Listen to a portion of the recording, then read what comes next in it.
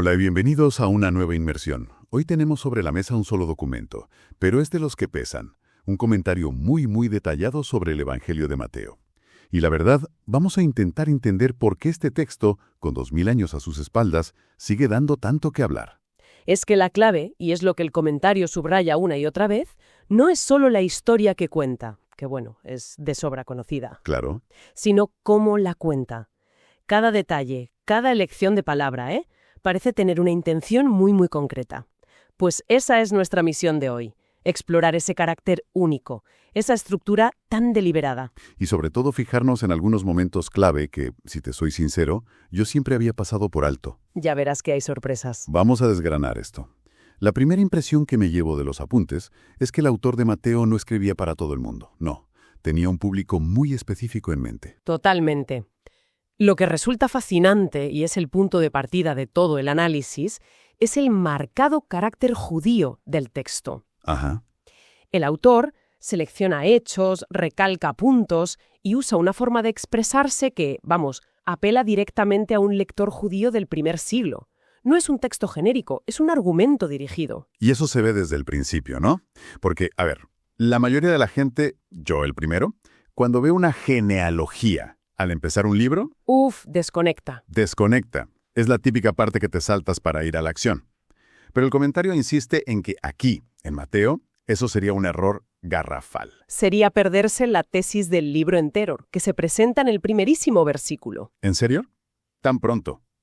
En la primera frase, dice, Libro de la genealogía de Jesucristo, hijo de David, hijo de Abraham. Para nosotros son solo nombres importantes. Sí, Pero para un lector judío de la época, esa frase es una declaración de intenciones potentísima. claro. Conectar a Jesús con Abraham y David era como decir, atención, todo lo que esperabais, toda vuestra historia, culmina aquí.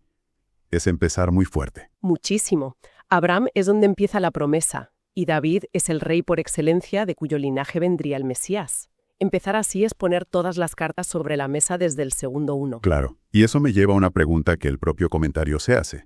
Si estaba tan enfocado en un público judío, lo lógico sería pensar que se escribió en su idioma, en hebreo o arameo. ¿Qué sabemos de eso? Esa es la gran pregunta que ha alimentado un debate histórico enorme.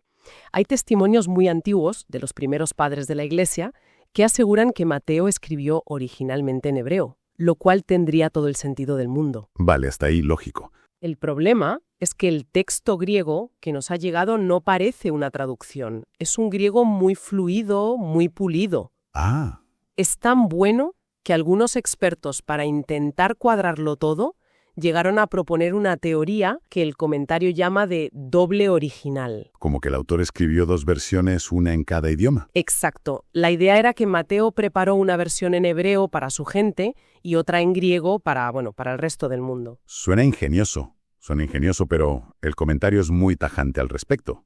Lo califica de teoría artificial, inventada para salir del paso. Vaya. No hay ni un solo testimonio antiguo ni una sola prueba histórica que apoye esa idea. Así que nos quedamos con el misterio, pero con la certeza de que, sea en el idioma que sea, el corazón y la mentalidad del texto son profundamente judíos. Vale, pues volvamos a esa genealogía que yo me saltaba. Aquí es donde la cosa se pone de verdad interesante. El comentario revela que no es una simple lista de quién engendró a quién. Es una pieza de teología construida con una precisión casi matemática. Es una obra de arte estructural. Fíjate, el autor organiza los nombres en 3 grupos de 14 generaciones. 3 de 14. Sí. El primer grupo va de Abraham al rey David. El segundo, de David hasta la deportación a Babilonia, que fue un momento traumático en la historia de Israel. Claro. Y el tercero, desde esa deportación hasta Cristo. 3 actos, 14 personajes cada uno. Espera un momento. Para conseguir esa simetría tan perfecta de 3 por 14, los números cuadran de verdad, porque la historia es la que es. Ahí está la clave. No cuadran. Ah, Para lograr esa estructura, el autor omite nombres, se salta reyes de la lista oficial. ¿cómo? No está intentando hacer un registro notarial exhaustivo. Está construyendo un mensaje. ¿Me estás diciendo que se saltó reyes a propósito solo para que los números dieran 14? Eso suena casi como hacer trampa con la historia. Desde nuestra perspectiva moderna, sí, pero en su cultura era una forma de subrayar un punto. El comentario señala que se omiten, como mínimo, 3 reyes de la línea de David: Ococías, Joas y Amacías. Y se sabe por qué ellos tenían algo en común. Pues sí, el comentario sugiere una posible conexión. Esos 3 reyes estaban vinculados familiarmente a la casa de Acab y Jezabel. Uf, mala gente. Una dinastía del Reino del Norte, que en el Antiguo Testamento es el epítome de la impiedad y la idolatría. Omitirlos podría ser una forma de juicio teológico, como si dijera: estos eslabones de la cadena estaban tan corruptos que no merecen ser contados en la línea sagrada que lleva el Mesías. O sea que el mensaje teológico era más importante que la exactitud genealógica. Mucho más. El patrón 3×14 era el objetivo. Y esto no era raro. Era lo que el comentario llama una técnica mnemotécnica. Un truco para la memoria, ¿no? Exacto. Muy habitual en la cultura judía, que era principalmente oral. Los números y los patrones ayudaban a la gente a recordar estas largas listas. Entiendo. Y para que no quede ninguna duda de que lo está haciendo a propósito, el autor cuenta a David 2 veces para que todo encaje. Ah, sí. Sí, lo pone como el último del primer grupo de 14 y como el primero del segundo. Vale. Es un guiño al lector atento, como diciéndole: fíjate en la estructura, es deliberada, hay un mensaje aquí. Vale, esto ya es fascinante. Pero si eso no fuera suficiente para hacerme volver a leer la genealogía, el detalle que más me sorprendió de los apuntes es la inclusión de 4 mujeres muy específicas. Esto sí que rompía todos los esquemas de la época, ¿no? Rompía todos los esquemas y más. Las genealogías judías seguían casi siempre la línea del padre. Eran patrilineales. Claro. Y si se mencionaba una mujer, pues sería una de las grandes matriarcas como Sara, Rebeca o Raquel. Pero aquí no. ¿Y quiénes son? Las que aparecen son Tamar, Rahab, Ruth y, curiosamente, no nombra a Betsabé directamente, sino que se refiere a ella como la que fue mujer de Urías. Eso es un recordatorio sutil pero potentísimo del pecado de David con Urías. No le deja escapar. Desde luego.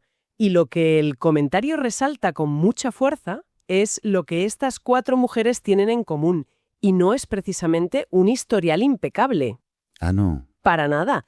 3 de ellas, Tamar, Rahab y Betsabé, tienen historias muy complicadas en el Antiguo Testamento, lo que el texto llama una mancha en sus nombres. Mancha. Sí, relatos marcados por el escándalo, la transgresión o la sexualidad irregular. Y para colmo, 2 de ellas, Rahab la cananea y Ruth la moabita, eran gentiles, no eran judías. Madre mía. Entonces, ¿qué mensaje se está enviando aquí, en la primera página del Evangelio, antes siquiera de que nazca Jesús? Es una declaración de principios brutal. El autor, que más adelante en el propio libro se identifica como Mateo el publicano, Una profesión odiada, sí. asociada a la traición y a la corrupción, está incrustando un mensaje de gracia radical en el mismísimo ADN del Mesías. Visto así, está diciendo desde la primera página: este Mesías no viene solo para los puros, para los de linaje intachable. Su propia sangre está mezclada con la de gentiles y con la de mujeres con pasados escandalosos. Es un mensaje muy potente. El comentario lo resume diciendo que es la prueba de que la gracia de Dios alcanza a publicanos y rameras y los eleva hasta sentarlos con los príncipes de su pueblo. Es un evangelio de gracia universal proclamado antes incluso de que empiece la historia. Es realmente asombroso. Y esa idea de ir más allá de las apariencias, de una gracia que lo trastoca todo, parece que es el motor de lo que viene después. Sobre todo en el famoso Sermón del Monte, ¿no es así? Exacto. Es el mismo principio aplicado a la ley. Jesús no se presenta como un revolucionario que viene a destruir lo anterior, No. sino como alguien que viene a revelar la intención plena y original de la ley de Moisés, a cumplirla. Y hay una frase que el comentario destaca como la clave de todo el discurso. Si vuestra justicia no fuere mayor que la de los escribas y fariseos, no entraréis en el reino de los cielos. A mí esto me suena a que les está lanzando un dardo envenenado. Se suponía que ellos eran el modelo de rectitud a seguir, ¿no? Eran el estándar de oro de la piedad judía. Por eso la frase era tan chocante. La justicia de los escribas y fariseos, según el análisis, era externa y formal. Se basaba en el cumplimiento meticuloso y literal de cientos de normas. Una justicia de actos. Eso es, una lista de cosas que hacer y no hacer. Jesús la contrasta con una justicia que es interna, vital, espiritual.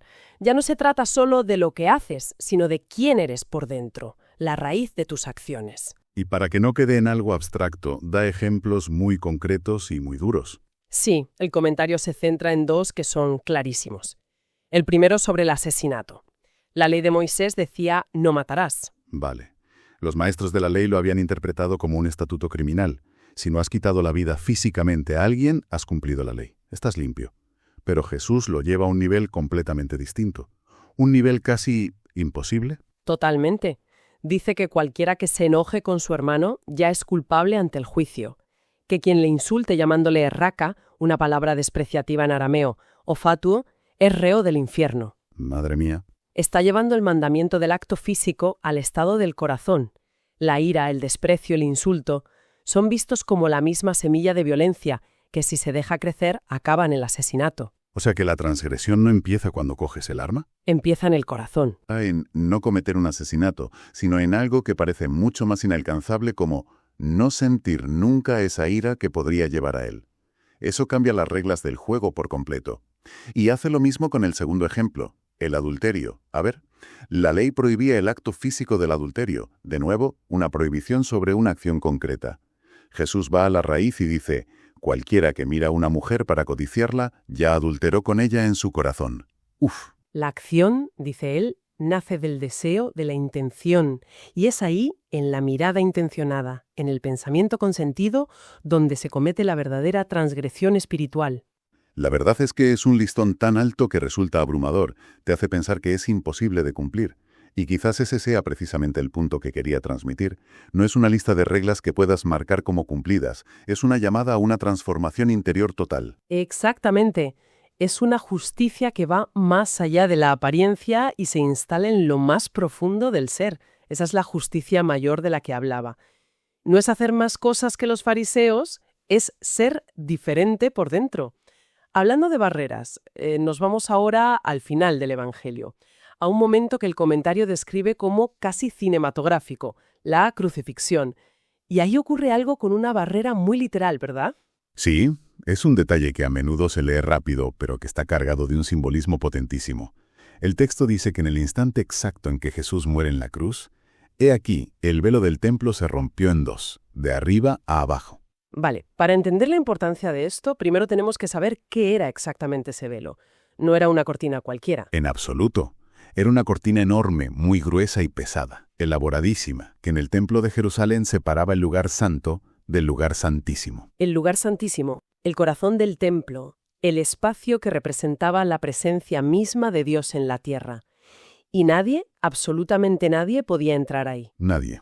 Bueno, había una única excepción, el sumo sacerdote, y solo podía hacerlo un día al año, el Yom Kippur o día de la expiación. Ah, vale. Y siempre llevando la sangre de un animal sacrificado por los pecados del pueblo. Por tanto, el velo era un símbolo físico y constante de la separación entre un Dios perfectamente santo y una humanidad pecadora. Era una barrera infranqueable que decía, hasta aquí podéis llegar. Entendido. Era la separación hecha tela. Entonces, ¿el hecho de que se rasgue justo cuando Jesús muere? Es una declaración teológica visual. Y el detalle de que se rasgue de arriba a abajo es crucial. Y el comentario insiste mucho en ello. ¿Por qué? Sugiere una acción divina, no humana. Nadie lo rasgó tirando desde abajo. Fue un acto que vino del cielo. Ah, claro. Simboliza que el sacrificio definitivo y perfecto se ha realizado en esa cruz. La sangre de Cristo, a diferencia de la de los antiguos rituales, sí ha podido quitar el pecado de una vez por todas. Entonces el mensaje es que la barrera ha caído. Ese es el mensaje. El camino hacia la presencia misma de Dios ya no está bloqueado. La separación ha terminado. Vaya. Es la proclamación simbólica de que el acceso a Dios está ahora abierto para todos, directamente, a través de lo que Cristo ha hecho. Ya no se necesitan más rituales, ni más sacerdotes mediadores, ni más velos. Es el punto final a todo el sistema religioso del templo. O sea que, si lo entiendo bien, después de este recorrido, nada en este texto es casualidad. Absolutamente nada. cada detalle, desde esa lista de nombres del principio. Ajá, que resulta que es una bomba de relojería teológica sobre la gracia y la inclusión. Pasando por la reinterpretación de la ley, que no se conforma con la obediencia externa, sino que exige una revolución en el corazón.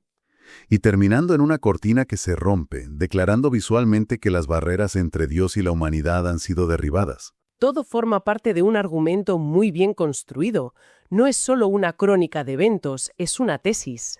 Está diseñada para demostrar a su audiencia original, principalmente judía, que Jesús es el cumplimiento de todo lo que esperaban. Claro. Pero de una manera que subvertía por completo sus expectativas sobre lo que significaba el poder, la pureza y la justicia del Mesías. Y esto nos deja con una idea para reflexionar. A menudo leemos estos textos antiguos, o cualquier texto, de forma superficial, buscando la historia principal, el resumen. Pero este análisis nos muestra que, a veces, los detalles aparentemente más aburridos o extraños, una larga lista de nombres, la omisión de un par de reyes, una cortina que se rompe, son en realidad las claves que abren el significado más profundo de toda la historia. Totalmente. Nos invitan a mirar más de cerca, a preguntarnos por qué el autor eligió contar las cosas de esta manera y no de otra.